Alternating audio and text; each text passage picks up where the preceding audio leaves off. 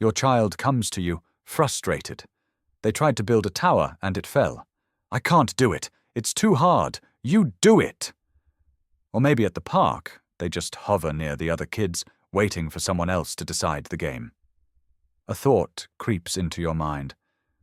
Am I raising a child who will always wait for others to lead? A follower? It's a fear that keeps so many of us up at night.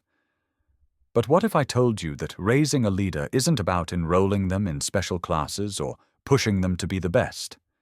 It's about the small, everyday interactions. And many well-meaning parents make one common mistake that accidentally teaches their child to follow, not to lead. In this video, I'm going to show you 10 of these mistakes and exactly what to do instead. First, let's be clear. There is nothing wrong with being a team player, but there is a huge difference between a collaborator and a passive follower. A follower mindset is rooted in a fear of making mistakes, a deep need for external approval, and an avoidance of challenges. A leadership mindset, on the other hand, is about internal motivation, resilience, and the courage to take initiative. So why does one child develop one mindset and not the other? It's not genetics. It's a set of skills that are either nurtured or suppressed. And I want you to hear this. If you recognize some of these follower traits in your child, it is not your fault. You haven't done anything wrong. This is a normal part of development. Our job as parents is simply to provide the right environment to help those leadership skills blossom. Let's start with the very first and most crucial step. First, we must encourage decision-making. Followers wait to be told what to do. Leaders weigh their options and choose a path. We often rob our children of this practice by making every choice for them, from what they wear to what they eat. We think we're helping, but we're actually weakening their decision-making muscle. Start small. Instead of asking a vague question like, "What do you want for a snack?" which can be overwhelming, offer a limited choice. Give them a sense of control over their world. This builds confidence and teaches them that their opinion matters. For example, you can say, "It's time for a snack. Would you prefer an apple with peanut butter or a yogurt?" With older kids, you can guide them through bigger decisions. For instance, say, "You have 2 birthday party invitations for the same day. That's tough. Let's talk through the pros and cons of each one so you can make a choice you feel good about." You are not telling them what to do. You are giving them the tools to decide for themselves. The second mistake is solving every problem for them. When your child screams in frustration because their toy is stuck, our instinct is to rush in and fix it. This sends a dangerous message. You are not capable. You need me to solve your problems. Leaders don't look for a savior. They look for a solution. To change this, become a coach, not a fixer. Your new job is to ask questions that guide them to their own solution. This is about empowering them, not abandoning them. When they run to you with a problem, first validate their feelings. Then get curious. Here is a script you can use. First say, "Wow, that sounds really frustrating. I can see why you're upset." Then ask, "What have you tried so far?" Finally, encourage them by saying, "That's a good start. What do you think you could try next?" You'll be amazed at the creative solutions they come up with when you give them the space to think. This simple shift teaches them to face challenges head-on. Now, let's talk about the third, and perhaps most important, point: how we react to failure. A follower is terrified of making a mistake. A leader understands that mistakes are data. They are learning opportunities. Many of us accidentally teach our kids to fear failure by saying things like, "Be careful," or "See, I told you so." We praise success and we show disappointment in failure. This creates anxiety and risk aversion. Instead, we need to normalize and reframe mistakes. When your child messes up, your response is critical. First, manage your own anxiety. Take a breath. Your calm is their calm. Then, talk about the mistake as a normal part of learning. For example, if they spill their milk, instead of sighing, try saying, "Oops, a spill. That's okay, it happens. Let's get a towel and clean it up together. What can we do differently next time so it doesn't spill?" This approach teaches accountability without shame and resilience instead of fear. Mistakes become stepping stones, not roadblocks. The fourth critical skill is empathy.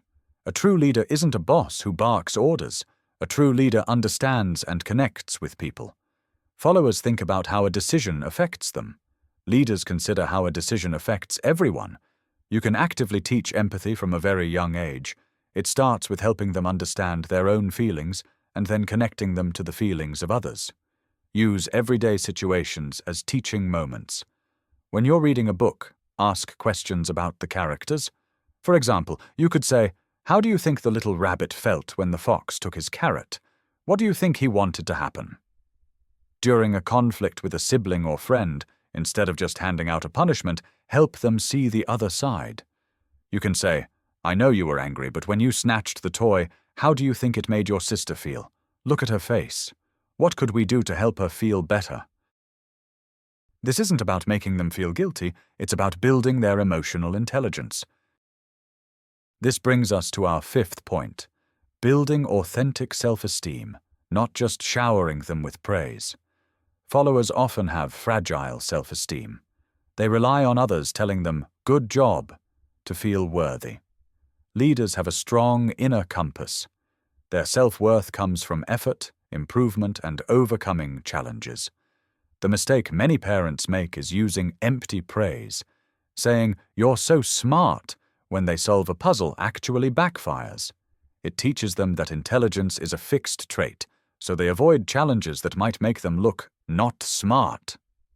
Instead, praise the process and the effort. Be specific. Instead of "Good job on your drawing," try, "I love how you used so many different colors in this tree. You worked so hard on all the little details." Instead of "You're a natural at soccer," say, "I saw you hustling for that ball the entire game. Your hard work is really paying off." This teaches them that their effort is what matters most. The sixth strategy is to encourage healthy risk-taking.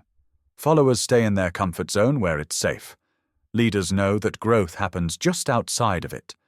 As parents, our primary job is to keep our kids safe, but sometimes we overdo it. We can unintentionally wrap them in bubble wrap, which prevents them from learning their own limits and building resilience. We need to allow for small, calculated risks. This could be letting them climb a little higher on the playground equipment, letting them ride their bike a little faster, or letting them speak to a cashier to order their own ice cream. It's about finding the balance between safety and independence. You can support them by saying, "I see you want to climb that big rock. It looks a little tricky. What's your plan for getting up there safely? I'll be right here to spot you." This shows that you trust their judgment while still providing a safety net. It teaches them to assess risk and trust their own abilities. Number 7 is a big one. We have to model the behavior we want to see. Our children are always watching. They learn more from what we do than from what we say. If we complain about our boss but never do anything about it, we're modeling a follower mentality. If we make a mistake and blame someone else, they learn to do the same. To raise a leader, you must model leadership. This means admitting when you're wrong. For example, say, "You know what? I was wrong to snap at you earlier. I was feeling stressed, but it wasn't fair to you. I'm sorry."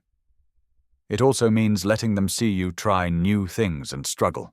You could say, "I'm trying this new recipe and I'm not sure how it will turn out, but it's fun to learn." You are their primary role model for resilience, integrity, and courage. Show them what it looks like to lead your own life with grace and strength. Our 8th point is teaching them how to communicate and negotiate respectfully. A follower stays quiet to avoid conflict. A leader knows how to advocate for their needs and ideas while still respecting others. This skill doesn't just appear, it needs to be taught. You can start by creating a family culture where everyone's opinion is heard and valued, even if you don't agree. At the dinner table, ask for their opinions. "What does everyone think we should do this weekend?" When they disagree with a rule, instead of shutting them down, open a discussion. You can say, "I hear that you don't think your bedtime is fair. Tell me more about why you feel that way." Let's see if we can find a compromise that works for everyone. This doesn't mean they get to do whatever they want. It means you are teaching them how to use their voice effectively and find win-win solutions, a core skill for any leader. This leads perfectly into our 9th strategy, fostering a growth mindset. This is a concept from psychologist Carol Dweck. A fixed mindset assumes our abilities are set in stone. This leads to a follower mentality because if you believe you're just bad at math, you'll never try to improve. A growth mindset believes that abilities can be developed through dedication and hard work. This is the bedrock of leadership.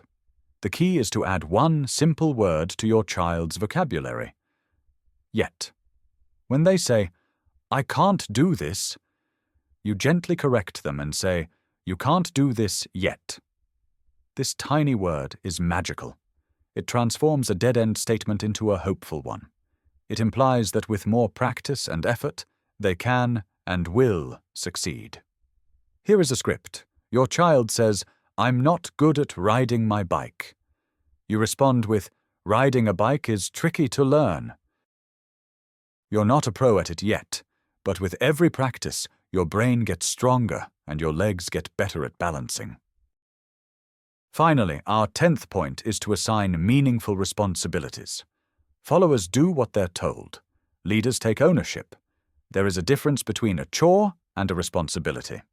A chore is something you do to get an allowance. A responsibility is your contribution to the well-being of the family team. Giving your child real responsibilities shows them that they are a valuable, contributing member of the family. This builds competence and a sense of purpose. Instead of just clean your room, give them ownership of a domain. For example, you are now the official pet manager. It's your job to make sure the dog has food and water every day because we're counting on you. Or you're in charge of setting the table for dinner. That's your way of helping our family have a nice meal together.